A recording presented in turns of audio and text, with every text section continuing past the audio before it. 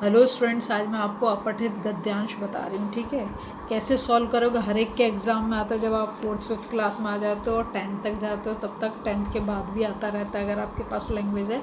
कैसे सॉल्व करोगे, देखो देखा, निम्नलिखित गद्यांशों को ध्यानपूर्वक पढ़कर पूछे गए प्रश्नों के उत्तर विकल्पों में से चुनिए। विकल्प का मतलब है जो तुम्हें ऑप्शंस दे रखे हैं। ठीक है, सबसे पहले तो आपको बहुत ही अच्छे से जो पैराग्राफ दे रखा है उसे पढ़ना है।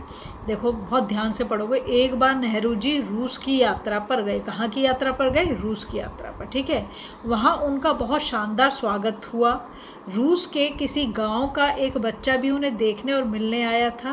पहरेदारों ने उसे अंदर नहीं जाने दिया। बच्चा रोते रोते निराश होकर वहीं बैठ गया। कुछ देर बाद नेहरू जी बाहर आए और बच्चे को रोता देखा। वे उसके पास आ गए और बड़े प्यार से पूछा, तुम क्यों रो रहे हो? बच्चे ने जवाब दिया, मैं एक गरीब लड़का हूँ और दूर के गांव से नेहरू जी को देखने के लिए आया हूँ, पर पहरेदारों ने मुझे अंदर नहीं जाने दिया। नेहरू जी ने बच्चे को गले से लगा लिया और बच्चा यह नहीं जानता था कि वे ही नेहरू जी हैं। फिर भी उन्होंने उसे फूलों का एक गुलदस्ता दे दिया। फिर उन्होंने बच्चे को एक पेन और अपना फ़ोटो उपहार में देते हुए कहा, क्या क्या उपहार में दिया? पेन और अपना फ़ोटो। ठीक है, मैं ही पंडित नेहरू हूँ और मुझे तुमसे मिलकर बहुत खुशी हुई। आशा है कि तुम भारत का नाम सदा याद रखोगे। अब देखो क्या क्वेश्चन दे। उपर्युक्त मतलब ऊपर, गद्यांश ये जो दे रखा है। अपठित का मतलब होता है जो हमने पहले ना पढ़ा हो, जो अनसीन पैसेज बोलते हैं ना, ऐसे को पढ़कर निम्नलिखित मतलब जो नीचे लिखे गए हैं प्रश्न तो तुम जानते हो कि उत्तर विकल्पों में से, विकल्प मतलब जो ऑप्शन दे रखे हैं में से चुनिए। फर्स्ट क्वेश्चन दिया, गद्यांश के लिए उपयुक्त शीर्षक क्या है? शीर्षक बोलते हैं टाइटल को। तो पहला दिया नेहरू जी की यात्रा, दूसरा वाला दिया नेहरू जी का क्रोध, और नंबर 3 पे दिया नेहरू और गांधी, और नंबर 4 पे दे रखा है इनमें से कोई नहीं।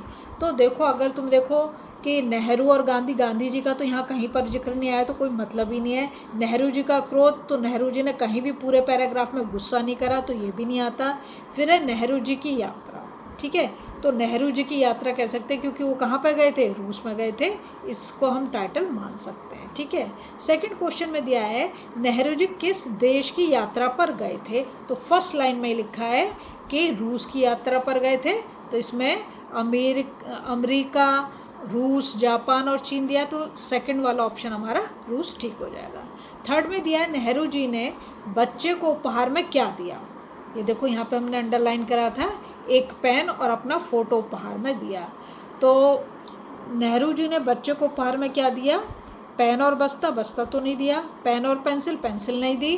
पेन और अपना फ़ोटो, और पेन और किताब, तो पेन और अपना फ़ोटो, तो ग ऑप्शन जो है ये बिल्कुल करेक्ट ऑप्शन है। फोर्थ क्वेश्चन में उसने दिया है, मुझे तुमसे मिलकर बहुत खुशी हुई, किसने किससे कहा? तो बच्चे ने पहरेदार से कहा? बिल्कुल नहीं। पंडित नेहरू ने पहरेदार से कहा? वो भी नहीं। बच्चे ने पंडित नेहरू से कहा? नहीं। तो पंडित नेहरू ने बच्चे से कहा। ठीक है, जब उसे गोद में उठा के उन्होंने बोला था। अब आया सफ़र का समानार्थी शब्द। या समानार्थी का मतलब है सेम मीनिंग वाला। तो यात्रा, परिश्रम, घूमना, देखना। देखो, यात्रा का मतलब ही सफ़र होता है, तो उसमें का ऑप्शन जो है वो ठीक है। ठीक, अब देख रहे हो नंबर 6 में दे रखा है, गुलदस्ता का उपयुक्त वर्ण विच्छेद क्या? बहुत ही इंपॉर्टेंट और मेरी बहुत मतलब कहूँगी अच्छी वीडियो है इस पर। अगर आपने वर्ण विच्छेद करना नहीं जानते तो सीख जाओगे। देखो यहाँ पे देखो क्या लिख रखा, ग, तो ग हलंत, क्योंकि एक व्यंजन है तो हलंत के हम स्वर के बिना नहीं बोल सकते, तो हलंत लगाएंगे। हलंत का मतलब क्या? हाफ लेटर हो गया। अब इस पर किसकी मात्रा? छोटे ऊ की मात्रा, तो ये छोटा ऊ। फिर देखो क्या दे रखा, ला हलंत प्लस आ, तो ला कंप्लीट हो गया। अगर कोई मात्रा नहीं दे रखी तो ऐसे अनार लगा देंगे। ठीक है, फिर दा हलंत प्लस आ, तो इस पर भी कोई मात्रा नहीं दिया पर, तो दा भी कंप्लीट हो गया। अब देखो सा हाफ लेटर है, तो सा हलंत के बाद हम अ नहीं लिखेंगे। ठीक है, और फिर क्या, ता हलंत और आ की मात्रा है तो आ लगा दिया, तो इसमें जो है हमारा ग ऑप्शन ठीक हो जाएगा। मैं ये बताती हूँ कि पहला वाला ऑप्शन क्यों सही नहीं है। ग हलंत प्लस ऊ ये तो ठीक है, ला हलंत, इसके बाद अ नहीं लिखा, जबकि यहाँ पे ला क्या है? ला तो कंप्लीट है, इसलिए यहीं पर गलत हो गया। ठीक है, अब दूसरे वाले में देखो क्या दे रखा है, ग पे छोटे ऊ की मात्रा, ऐसे नहीं लिखते। वर्ण विच्छेद करना है तो मात्रा के लिए हम छोटा ऊ लिखते हैं यहाँ पे, ना कि वो मात्रा लगाते, इसलिए ये वाला भी गलत हो गया। अब ये फोर्थ वाला देखो क्या, ग और यहाँ पे बड़ा ऊ दे दिया, जबकि ग पे छोटे ऊ की मात्रा है, तो बड़ा ऊ ये हो गया गलत, ठीक है। तो इसलिए हमारा थर्ड वाला ऑप्शन बिल्कुल करेक्ट ऑप्शन है।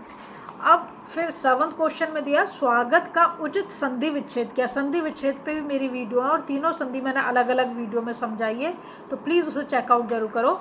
ये होगा सु प्लस आगत, यहाँ है स्वा प्लस गत, सु प्लस गत और स्वा प्लस आगत, तो ये भी गलत है, ये भी गलत है, ये भी गलत है। फर्स्ट वाला ऑप्शन करेक्ट है, सु प्लस आगत। फिर यहाँ पे दे रखा है रोते रोते समस्त पद का समास भेद है, तो यहाँ देखा अवयवी भाव समास, द्विगु समास, द्वंद्व समास और बहुब्रीहि समास, तो ये द्वंद्व समास होगा। इसमें ना बीच में ये आ जाता है विराम चिन्ह, ये वाला जो दे रखा है, ठीक है। विराम चिन्ह भी देखना चाहो तो इस पर भी वीडियो है। अगर आपको वीडियो पसंद आ रही है प्लीज़ लाइक शेयर सब्सक्राइब करें, फॉलो जरूर।